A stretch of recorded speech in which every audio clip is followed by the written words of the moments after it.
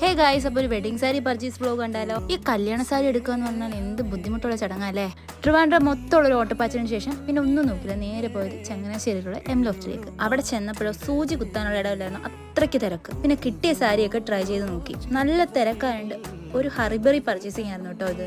Red എന്ന സാരിയുടെ മോഹമായിട്ട് പോയ ഞാൻ പ്രതീക്ഷിച്ച പോലെ കിട്ടിയില്ലെങ്കിലും ഏകദേശം ഈ സാരി ഫിക്സ് ആക്കിയിട്ടുണ്ട്. ഞാൻ ഉദ്ദേശിച്ച സാരി കിട്ടാതെ വന്നതിനുള്ള വിഷമം എനിക്കുണ്ടെങ്കിലും പിന്നെ ലാസ്റ്റ് ഞാൻ ഈ സാരി ഫിക്സ് ചെയ്തു. കുറേ സാരി ട്രൈ ചെയ്തെങ്കിലും വീട്ടിൽ എല്ലാവർക്കും ഇഷ്ടപ്പെട്ടതും ഈ ഒരു സാരി തന്നെയായിരുന്നു. അങ്ങനെ സാരിയൊക്കെ മേടിച്ചിറങ്ങിയപ്പോൾ ഈ ഒരു ബ്ലോഗറെ കണ്ടു. അങ്ങനെ കുറച്ച് നേരത്തെ കാത്തിരിപ്പിന് ശേഷം നമ്മുടെ സാരി കുട്ടപ്പനായിട്ട് കയ്യിലെത്തിയിട്ടുണ്ട്. ഉദ്ദേശിച്ച ബഡ്ജറ്റിനെക്കാട്ടി കുറച്ചധികമായിരുന്നു.